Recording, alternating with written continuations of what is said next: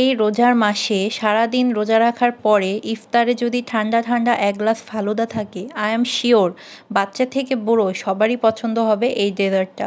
বাসাতে যে কোনো সময় যদি কয়েকটা উপকরণ আপনার কাছে অ্যাভেলেবেল থাকে, তাহলে খুব সহজে স্বাস্থ্যকর এই ডেজার্টটা আমরা বাসাতেই তৈরি করতে পারি। আমি এখানে জেলোটা ফার্স্টে তৈরি করে নিব। এর জন্য আমি এখানে রেড ফুড কালার নিয়েছি আর অরেঞ্জ ফ্লেভারে তৈরি করব। এর জন্য অরেঞ্জ এসেন্স ইউজ করব। আপনাদের কাছে না থাকলে আপনারা স্কিপ করতে পারেন। সাথে এখানে আমি অরেঞ্জ ফুড কালার নিয়েছি, আপনারা যে কোনো একটাও ইউজ করতে পারেন বা দুইটাও ইউজ করতে পারেন। আর জেলোটা সেট করার জন্য আমি এখানে আগার আগার পাউডার নিয়ে নিচ্ছি।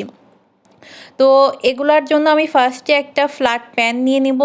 আপনারা চেষ্টা করবেন ফ্ল্যাট কোনো পাত্র ইউজ করতে। আর 1 কাপ পানিতে আমি এখানে 1 চামচ রেড ফুড কালার দিয়ে দিয়েছি। তো এটা আমি প্যানে ঢেলে দেওয়ার পরে এখানে আমি 1/4 কাপ এখানে আমি চিনি দিয়ে দিব। আপনারা যে যেমন মিষ্টি খেতে পছন্দ করেন দিয়ে দিবেন। এটা যখন হালকা বুদবুদ হয়ে চলে আসবে তখন আমি এখানে 1 table spoon agar agar powder দিয়ে দিচ্ছি। আগার আগার পাউডারটা দেওয়ার পরই কিন্তু অনেকটা নেড়ে চেড়ে দিতে হবে, না হলে দলা পেকে যাবে। আর যদিও বা একটু দলা পেকে যায় তাহলেও কোনো সমস্যা নাই, এটা কিন্তু হিটে অনেকটা গলে যাবে। এটা যখন অনেকটা ঘন হয়ে আসবে তখন কিন্তু আমরা এই জেলিটা বাটিতে ঢেলে নিব। এর জন্য কিন্তু একটা ফ্ল্যাট বাটি আমাদের প্রয়োজন হবে। আপনারা কোনো ফ্ল্যাট পাত্রতে ঢেলে নেবেন। এখন আমি অরেঞ্জ জেলোটাও তৈরি করে নিচ্ছি। এর জন্য আমি এখানে 1 কাপ পানিতে 1 table spoon orange food colour, সাথে 1 থেকে 2 ফোঁটা আমি এখানে অরেঞ্জ এসেন্স নিয়ে নেব। এসেন্স কিন্তু বেশি ইউজ করতে হয় না। আর চিনি দিয়ে দিচ্ছি 1/4 কাপ, এটাকেও নেড়ে চেড়ে নিব।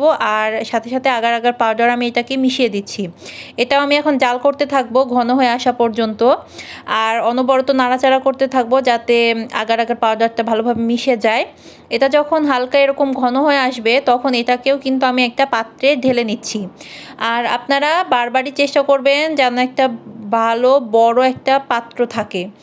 আর এখানে আমি 1 লিটার পানিতে একটা পাত্রে নিয়ে নিয়েছি। আর এখানে 1 কাপ আমি এখানে সাবুদানা নিয়ে নিচ্ছি। সাবুদানাটা প্রিপেয়ার করাও কিন্তু খুবই জরুরি।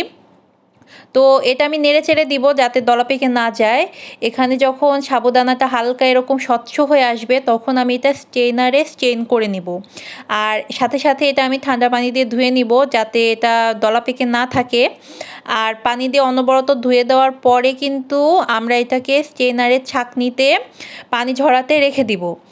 এখন আমি এখানে 1 থেকে 1.5 লিটার পরিমাণে দুধ নিয়ে নিয়েছি। আর এটা ঘন করার জন্য আমি এখানে 1 কাপের মতো গুঁড়া দুধ দিয়ে দিচ্ছি, এটাতে টেস্ট ভালো আসে। আর এক সাইডে আমি একটু দুধ তুলে রাখবো, এখানে আমি এটা পরে কাজ করব। এর জন্য এখানে আমি 1 কাপের মতো চিনি দিয়ে দিচ্ছি। আপনারা যে যেমন মিষ্টি খেতে চান আপনারা টেস্ট অনুযায়ী দিয়ে দিবেন। আর যে দুধটা আমি তুলে রেখেছিলাম সাইডে সেখানে আমি কর্নফ্লাওয়ার দিতেও পারেন আপনারা। আমি এখানে কাস্টার্ড পাউডার ইউজ করেছি। আপনারা কর্নফ্লাওয়ার ইউজ করলে আপনারা ভ্যানিলা এসেন্স দিবেন, তাতে টেস্টটা এবং স্মেলটা অনেক সুন্দর আসে। এটা যখন হালকা এরকম ফুটে আসবে দুধটা তখন কিন্তু আমি এখানে মিশিয়ে দিয়েছি কাস্টার্ড পাউডারটা। একই সাথে এখানে আমি কিন্তু সাথে সাথে সাবুদানাটাও মিশিয়ে দিব। আর মেশানোর পর কিন্তু এখন অনবরত আমাদের নাড়াচাড়া করতে হবে, নাহলে কিন্তু এটা দলা পেকে যাবে। আর হালকা এরকম ঘন হয়ে আসার পরে আমরা গ্যাসের ফ্লেমটা অফ করে দিয়ে এটা ফ্যানের বাতাসে কিন্তু ঠান্ডা হতে দিব। আর এটা কিন্তু অনেকটা ঘন হয়ে এসেছে, এখন এটা ফ্রিজে রাখলে আরও ঘন হয়ে আসবে। আমরা এটা কিছুক্ষণের জন্য ফ্রিজে রাখবো। এরই মধ্যে আমাদের জেলিটা কিন্তু সেট হয়ে গিয়েছে। তো জেলিটা সেট করার পর কিন্তু আমরা এভাবে কিউব করে কেটে নিচ্ছি। আপনারা যে যেমন শেপ পছন্দ করেন আপনারা কেটে নিতে পারেন। আর জেলোটা আমি অরেঞ্জ জেলোটাও কেটে নিচ্ছি। আর জেলোটা যখন সেট হয়ে আসবে তখন কিন্তু এটা আমরা ফ্রিজে রেখে দিব, না হলে কিন্তু এটা গলে যেতে পারে। তো এখন সব কিছু অ্যাসেম্বল করার পালা। এখানে আমি ফল কেটে নিয়েছি, কয়েক রকমের কলা নিয়েছি, আপেল নিয়েছি আর আঙ্গুর নিয়েছি, আর সাথে রুহ আফজা নিয়েছি গার্নিশিংয়ের জন্য। আর জেলো আছে আর ফালুদা তো আছেই। এখন আপনারা যে যেমন অ্যাসেম্বল করতে পারেন, আপনাদের ইচ্ছা অনুযায়ী করতে পারেন। আমি এখানে ফার্স্টেই রুহ আফজা দিয়ে গ্লাসটা স্প্রেড করে দিচ্ছি, আপনারা একটু দেখলেই বুঝতে পারবেন। তো এটা জাস্ট গার্নিশিংয়ের জন্য আর সুন্দর একটা ফ্লেভার আসে এর জন্য। তারপরে এখানে আমি জেলো দিয়ে দিব।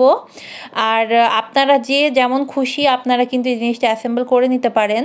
আর অনেকটা দেখুন ঘন হয়ে এসেছে কিন্তু ফালুদাটা যখন আমি ফ্রিজে রেখেছিলাম এতক্ষণ। আর এটা চেষ্টা করবেন আপনারা ঠান্ডা ঠান্ডায় তৈরি করতে, তাহলে টেস্টটা অনেক ভালো আসে। ফালুদাটা ঠান্ডা ঠান্ডা খেতে কিন্তু ভালো লাগে। একই সাথে আমি কিন্তু এখানে 3 রকমের ফলও দিয়ে দিচ্ছি। আপনারা চাইলে এখানে বাদাম বা অন্য কোনো যে কোনো ফল ইউজ করতে পারেন, কোনো সমস্যা নাই।